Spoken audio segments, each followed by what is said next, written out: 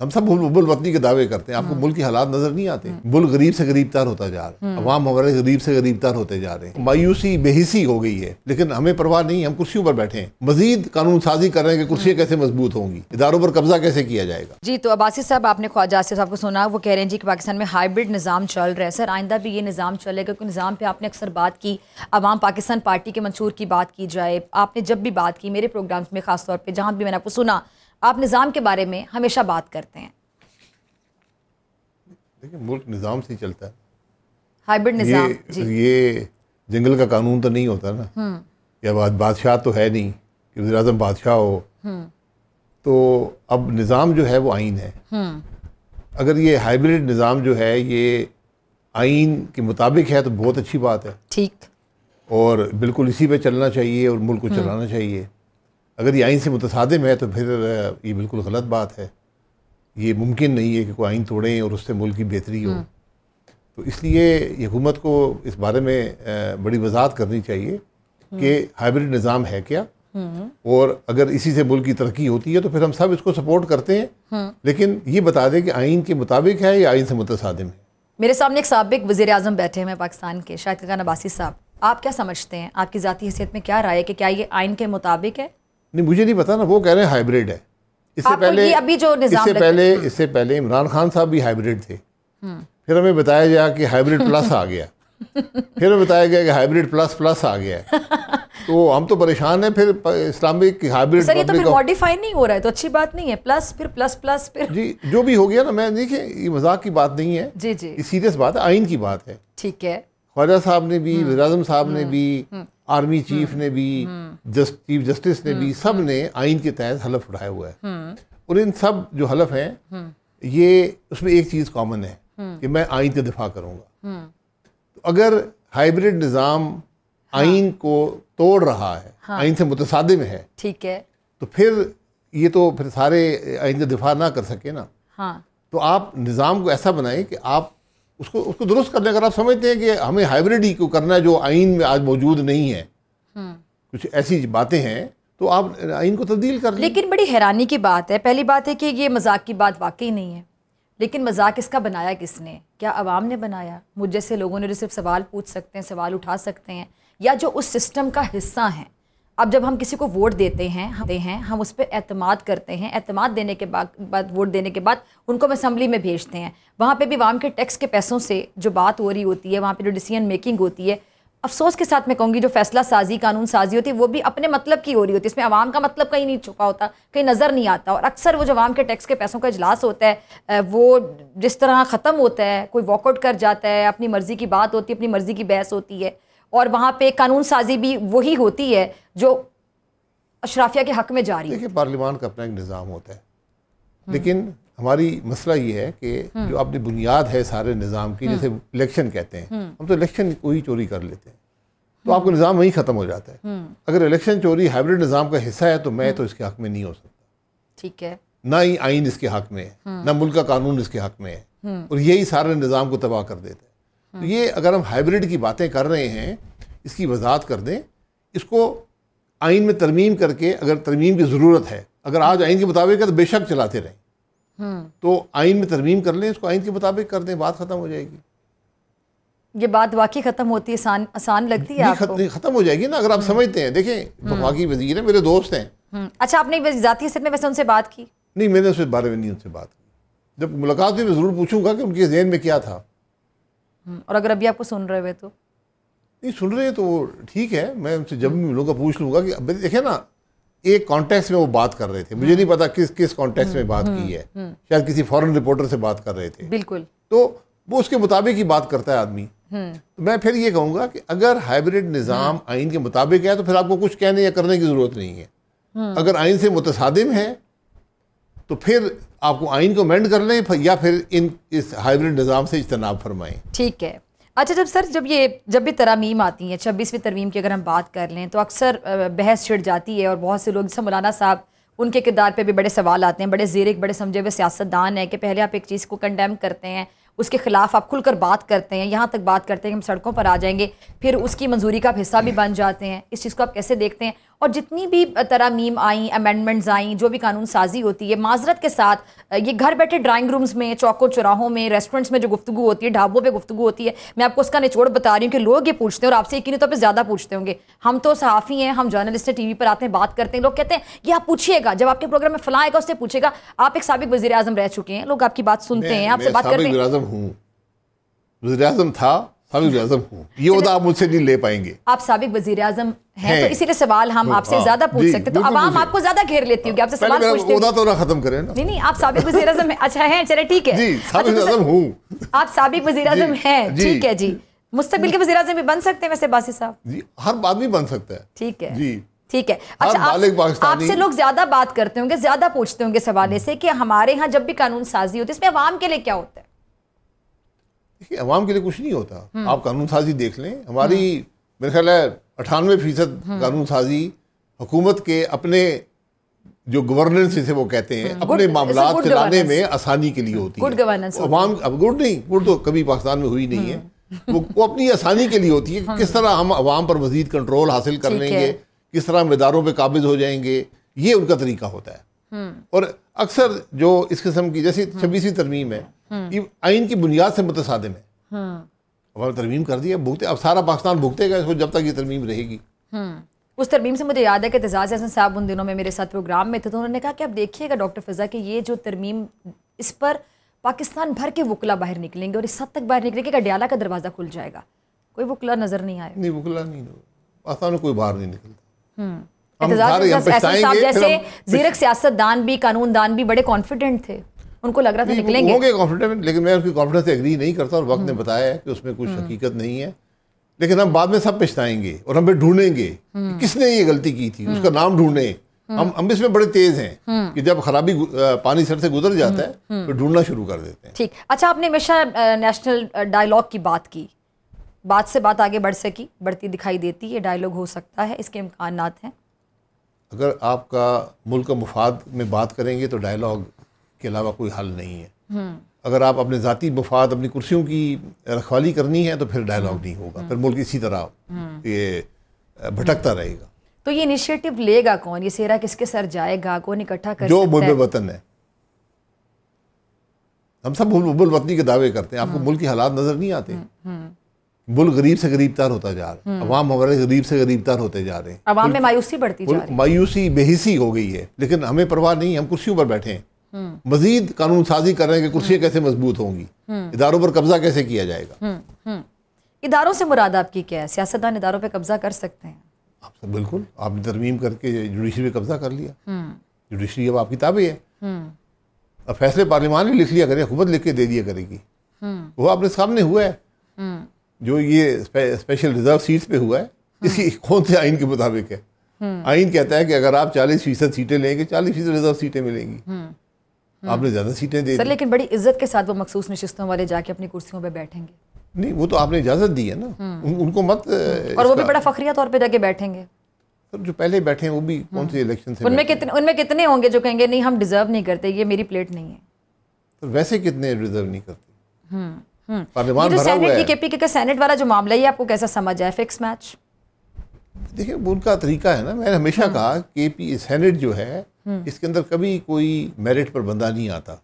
यहाँ पर रिश्तेदारी और पैसा चलता है, ताल्लुकदारी, हॉर्स ट्रेडिंग नहीं, पैसा चलता है। पार्टी कभी पार्टी पैसे लेती है, कभी वोटर पैसे लेता है, जो एमपीएस होते हैं। जमीरों के सौदे होते हैं। जी, जमीरों के नहीं, बड़ा खुला सौदा होता है, वोट का सौदा होता है। ऑफ कोर्स उसमें जमीर ही बिकता है ना सर। जमीर, वोट बिकती है, उसको जमीर है तो ठीक है।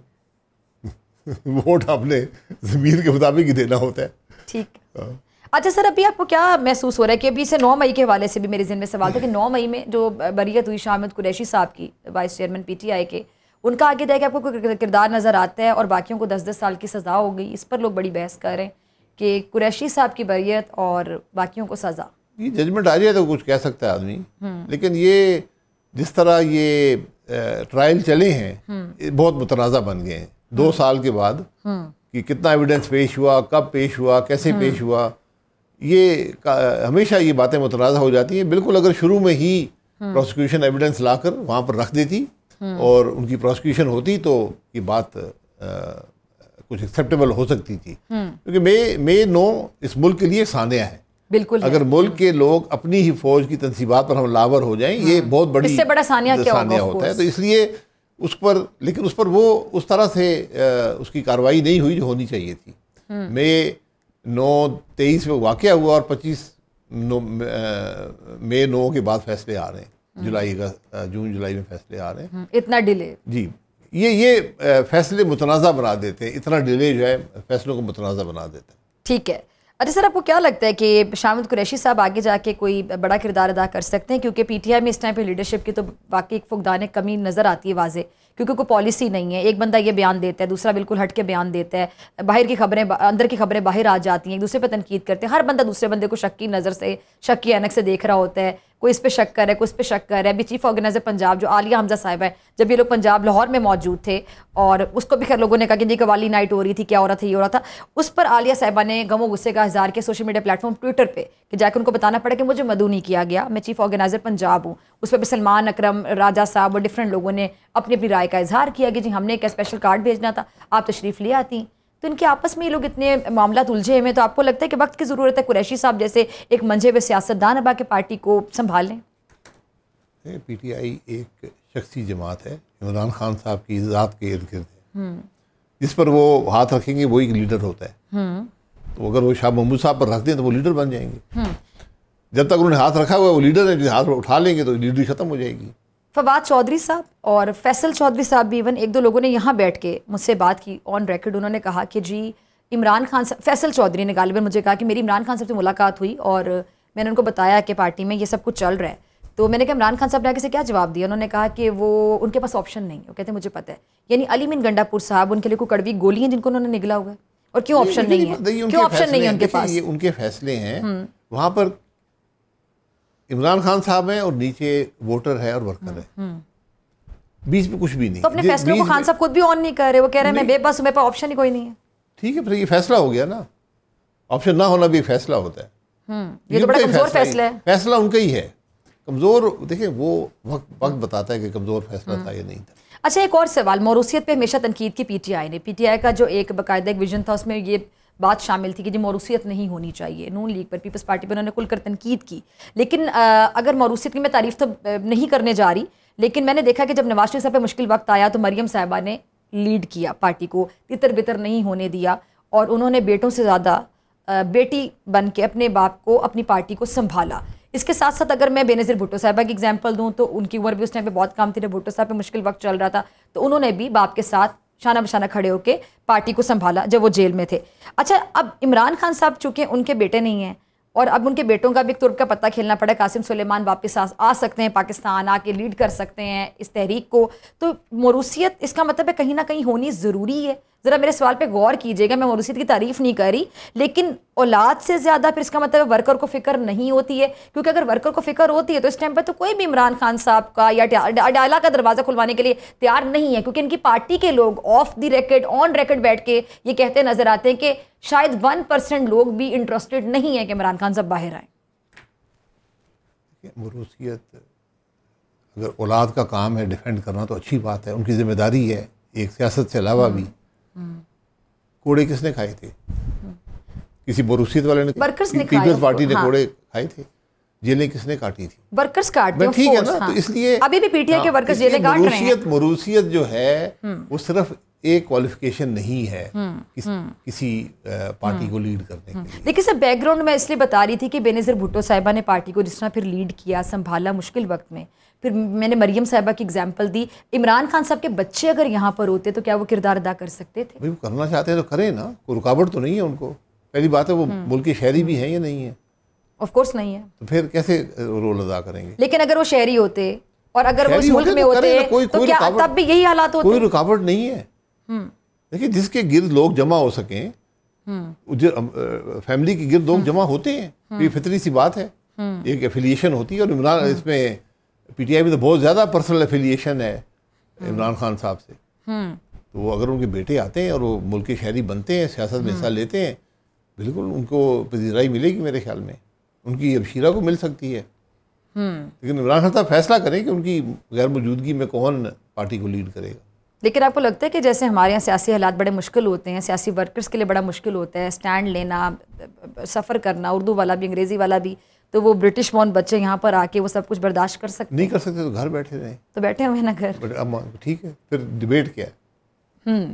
ठीक है। अच्छा, असद उमर साहब भी ये कहते हैं कि पीटीआई से कोई बात ही नहीं करता। इससे मैसेज क्या जाता है सर कि जब पीटीआई वाले कहते हैं कि जी हमने मुक्तदरा से बात करनी है, वो साफ कहते हैं कि आप सियासी लोगों से बात करें, हमारा सियासी से कोई लेना देना नहीं है। वो बाज़िद है कि हमने उन्हीं से बात करनी है क्योंकि उनको लगता है कि जी बात उन्हीं से हो सकती है। इससे तासुर क्या जाता है? तासुर क्या जाता है, बात नहीं हो रही ना।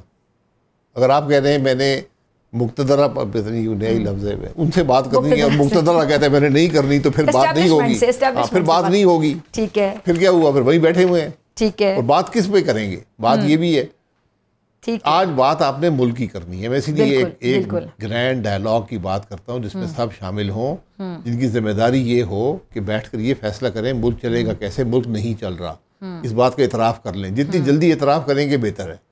जब तक ये निफाक रहेगा, ये सियासी इंतशार रहेगा, इस मुल्क में रूल ऑफ लॉ नहीं होगा, ये मुल्क नहीं चलेगा। अब्बासी साहब, आप जब ये बात करते हैं और जब भी आप ये बात करते हैं बहुत अच्छा लगता है, सुनने में बहुत अच्छा लगता है कि ग्रैंड डायलॉग की तरफ जाना चाहिए, मुज़ाकरात होने चाहिए, बात होनी चाहिए, कोई मुज़ाकरात नहीं है, ये मुज़ाकरात बात होनी चाहिए, डायलॉग होना चाहिए। डायलॉग है मुल्क के लिए, आपस की बंदर बांट नहीं है। ऑफ कोर्स, ठीक है। मुल्क हमने मुल्क में क्या मुल्क को चाहिए उस पर बैठकर फैसले करें, एक वे फॉरवर्ड होना चाहिए, सब उसको सपोर्ट करें। मुल्क मेरा सवाल फिर वही, करेगा कौन? जी, कौन करेगा? ये बात तो आप काफी अर्से से कर रहे हैं। मैं नाम लेके बता दूं आपको, किससे उम्मीद? मैं नाम लेके, मुझे उम्मीद सबसे है। ठीक है, जो इस मुल्क के लीडर बने हुए हैं, इनिशिएट कौन करेगा? इस मुल्क के मोहब्बे वतन कहलाते हैं, जिन्होंने आइन के तहत हलफ लिया है, ये उनकी जिम्मेदारियां हैं। ये चॉइस नहीं है कि मैं करूंगा या नहीं करूंगा। तो जो भी ओहदे पे होता है जिम्मेदारी उसकी बनती है।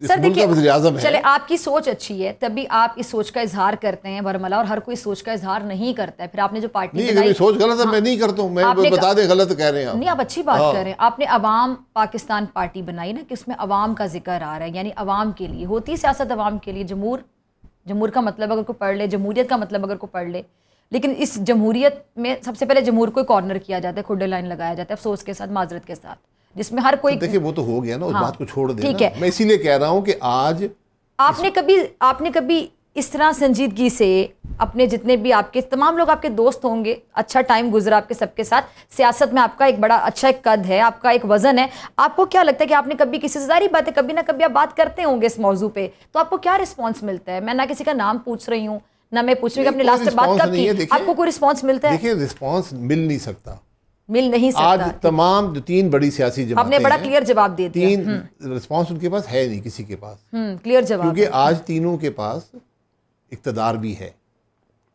पीटीआई के पास भी इक्तदार है, पीस पार्टी के पास भी है, पीएमएलएन के पास भी है। क्या उनकी हुकूमतें चल रही हैं? इसका जवाब देना, फिर उनको नजर आएगा कि नहीं चल रही।